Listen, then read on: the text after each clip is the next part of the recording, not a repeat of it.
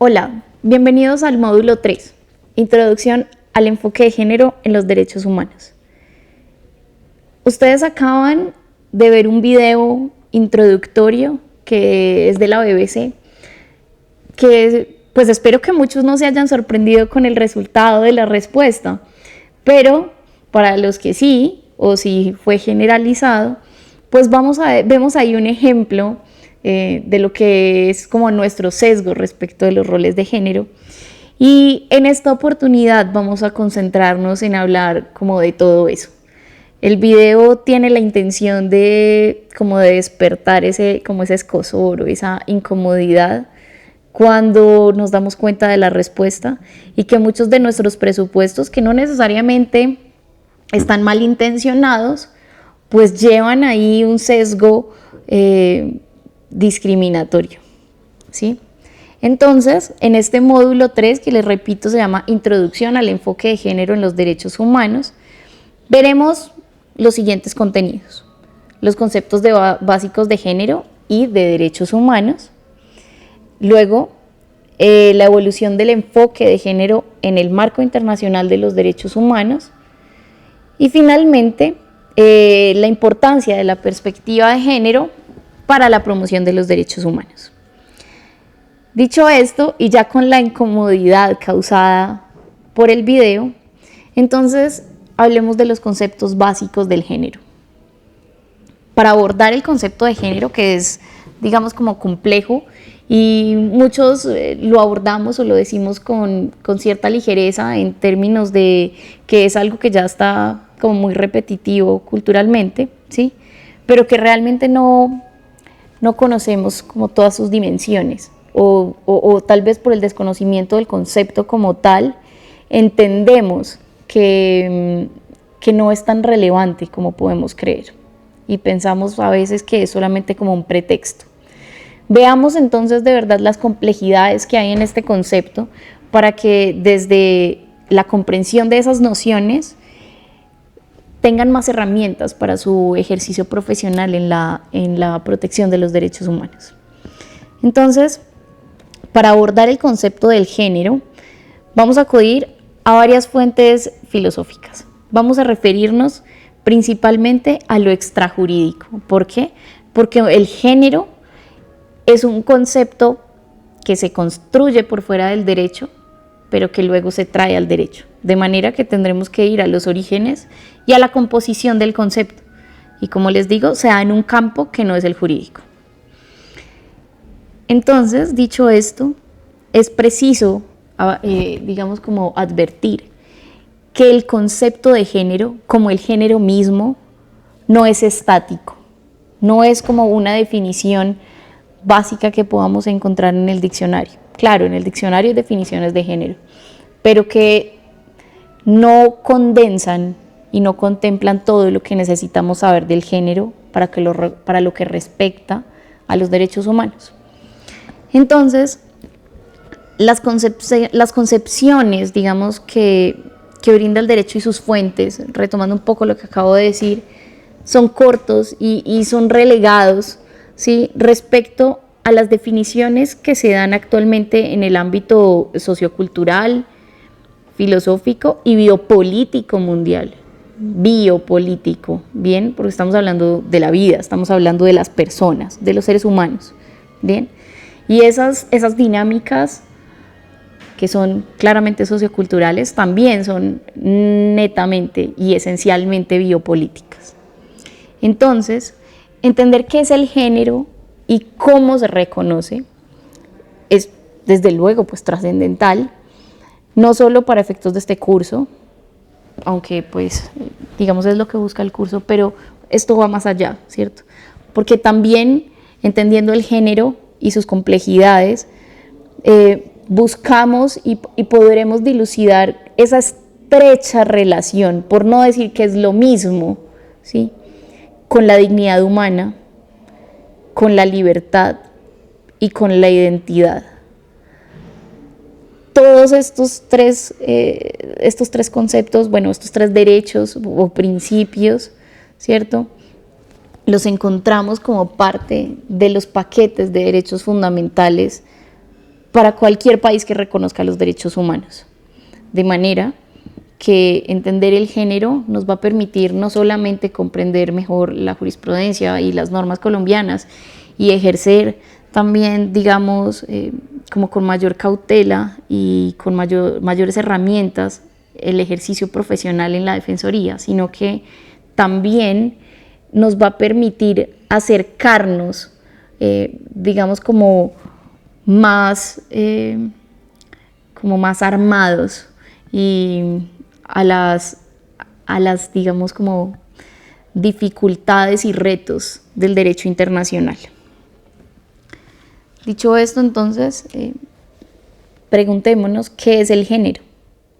Bueno, el género, y les recuerdo que ya no vamos a referirnos al derecho, ¿sí? o ni a las jurisprudencias, ni a la doctrina, vamos a estar todo en el relegando lo jurídico. El género es una construcción biopolítica.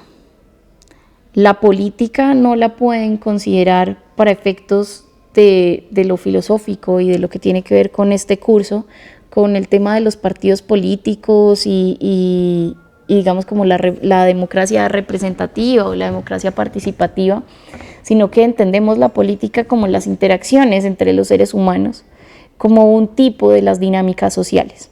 Entonces, retomo, el género es una construcción biopolítica porque habla de la vida y habla de los seres humanos, ¿sí? ¿Y esto qué quiere decir? Pues que es un concepto que se ha desarrollado entonces bajo las dinámicas sociales y que se ha estructurado principalmente bajo un pretexto biológico, pero cuyos alcances escapan de ese ámbito y trascienden a las formas en las que las personas nos desenvolvemos en la sociedad. ¿Por qué digo del concepto biológico? Porque, digamos, está ligado a que el sexo que se asigna al nacer es lo que repercute en la construcción del género, en la construcción del rol y en la construcción básicamente de la vida de esa persona que acaba de nacer, como si eso dictara su destino, ¿sí? Esto se da y se entiende en términos argumentativos como una falacia. En este caso hablamos de la falacia naturalista, que en la cultura occidental divide el género en dos, un binario, que es hombre y mujer. Con base en esta división se han construido los reconocidos roles de género, que son más no son más que expectativas culturales respecto de lo que los hombres y las mujeres pueden y no hacer, cómo deben comportarse, a qué deben aspirar, ¿sí? Cuáles son sus funciones dentro de la sociedad. Y muchos dirán, eso no es cierto, ¿cierto? Eso ya no pasa, pero acaban de ver ese video, ¿no? Se dieron cuenta de qué sucede en el video. Y de también cómo nosotros, sin intención, sino digamos como por esas tradiciones culturales, caemos en esos roles de género y en esas expectativas que se ponen sobre las personas solamente por, digamos, el sexo que tienen cuando nacen. Esta división de géneros se realiza, como les digo, en el momento del nacimiento, cuando es necesario clasificar las características de quien acaba de llegar al mundo. Esto viene de la Edad Media, en el momento en que, digamos, crecía la necesidad científica de catalogar el mundo y de dividirlo. Esto se llamó el positivismo, no estoy hablando del positivismo jurídico, sino en las ciencias, y es la necesidad de empezar a nombrar y categorizar todo. En ese momento, entonces, surge la división de los géneros, que en términos, digamos, de historia es relativamente reciente. Retomo entonces, esta clasificación incluso se hace cuando la criatura no presenta signos evidentes que lo acerquen a lo femenino o a lo masculino. Porque también es claro que existen personas que de nacimiento presentan fenotipos de ambos géneros y genotipos también, ¿sí? Y no sucede solamente en los seres humanos, en la naturaleza todo el tiempo pasa también, como se conocen en el ganado, por ejemplo, que son hermafroditas, y en las personas los conocemos como intersex, ¿sí? Y es que pues no presentan marcadas características de un género o de otro. Sin embargo, sucede que cuando nacen pues se asigna a uno de los dos, aunque biológicamente no es ninguno de ellos. ¿Ven por qué es una falacia? Porque esto realmente no sucede. Y porque sea lo común no quiere decir que sea lo único o que sea verdadero. Por eso este ejemplo de las personas intersexuales. Retomando todo esto, se ha enquistado en nuestras culturas y sociedades y actuamos de conformidad sin mayor reflexión, que es lo que les digo, que son esos conocimientos o digamos como esos comportamientos arraigados sobre los que no reflexionamos y nos llevan a crear juicios y predisposiciones como lo que sucede en el video, que todo el mundo asume que el padre muerto, que como el padre está muerto, entonces la madre no puede ser cirujano. Es chistoso cuando uno lo analiza después, ¿cierto? Pero pues sucede. Y miren, es gente común y es un video bastante reciente. Entonces, ¿cómo también podemos ver estos comportamientos no reflexivos? ¿Sí? Y es, por ejemplo, a las niñas, cuando son bebés, les regalan muñecos de bebés, porque se espera que sean madres. Y entonces el muñeco llora, se alimenta, pues no sé, hace necesidades y los deben cambiar.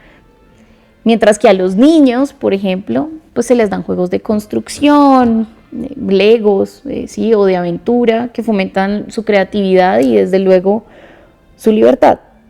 Entonces, como les digo, no necesariamente es que sean comportamientos pensados que lleven a determinar esos roles de género, sino que son cosas con las que ya venimos y que la sociedad sigue reproduciendo sin mayor reflexión. Por eso, entonces, se va como destinando a la persona a ser y actuar de determinada forma por el género que tiene. Otros ejemplos de ello pueden ser, además de las secciones de las jugueterías, por ejemplo, que existen en las tiendas, que existe ropa para hombre y existe ropa para mujer. Cuando pues realmente aquí atiende esto, porque la ropa pues debe tener género, ¿cierto? Hay algunas que están más asociadas con las mujeres, las faldas, los vestidos, pero vemos que en Escocia y en las culturas nórdicas los hombres también usan falda. Entonces, no solamente es esa reproducción de roles de género, sino que también tiene que ver con culturas occidentales. Pasa otra cosa también muy llamativa y no solo es con la ropa, sino por ejemplo con los perfumes o las lociones, ¿cierto? Con las fragancias. Entonces hay fragancias para hombre y fragancias para mujer, como si estuviera determinado a qué deben oler unos y otros. Aparentemente estos no son temas digamos como tan relevantes, pensaríamos nosotros, y que no notamos, pero si lo pensamos, pues podrían no ser tan irrelevantes, ¿cierto? Porque igual son conductas que seguimos sin pensarlas, sino porque pues siempre se ha hecho así. Y eso no quiere decir que porque siempre se ha hecho así, pues esté bien, sea correcto, sea respetuoso. Ya me entienden por dónde va la línea, ¿no? Finalicemos con casos en el deporte. Estos casos me gustan mucho porque son, digamos, como tal vez más cercanos. Y a veces en los deportes existen categorías femeninas y masculinas. Y no voy a entrar a hablar como de la biología, de que los hombres puedan desarrollar mayor masa muscular más rápido, puedan ser más veloces, no. Hablemos de categorías de deportes en los que esas cuestiones biológicas no son relevantes. Por ejemplo, el golf, por ejemplo, el ping pong o tenis de mesa, el bádminton, el ajedrez, El ajedrez tiene categorías femeninas y masculinas. ¿Para qué? La Fórmula 1, cualquier deporte motor en general, ¿cierto? Porque el género influye en el desempeño de los deportistas. ¿Por qué existen esas categorías? Tiro con arco, polo, no sé. Revisen en los Juegos Olímpicos cuál es la diferencia realmente entre esas categorías para practicar los mismos deportes. Cuando, insisto, en ninguno de estos podría alegarse que la contextura, la complexión o cualquier otro asunto biológico genere una diferencia entre los hombres y las mujeres. Otro caso llamativo, para que lo piensen, son los deportes de lucha.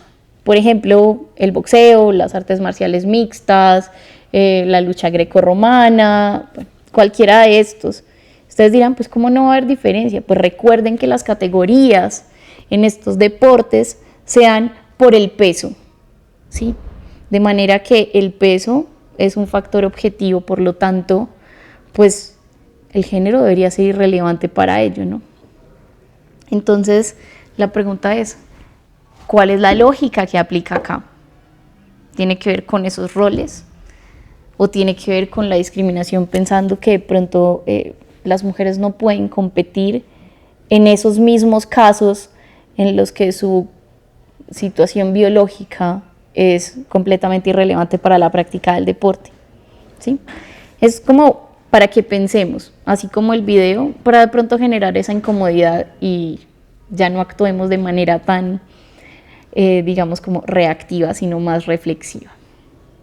Entonces, una vez planteadas estas inquietudes, es preciso mencionar que el mundo no es tan binario como creemos. Les mencionaba ahorita un poquito lo de la sociedad occidental, ¿cierto? Pero pues la sociedad occidental no es el inicio y fin del mundo. De hecho, es algo bastante reciente. Y esa construcción cultural occidental es bastante reciente. Entonces, cuando digo no es tan binario, me refiero a que el mundo no es solamente de los hombres y las mujeres, como nos dice la ciencia que viene desde la Edad Media. Y veamos unos ejemplos. Encontrarán las referencias a cada uno de estos en el material de la clase. El pueblo Bugis o Bugis en Indonesia reconoce 5 géneros, que son los Makunrai y Oruani, que corresponden a los conceptos de mujer y hombre cisgénero, que como conocemos en Occidente. Más tarde les voy a explicar a qué se refiere eso de cisgénero.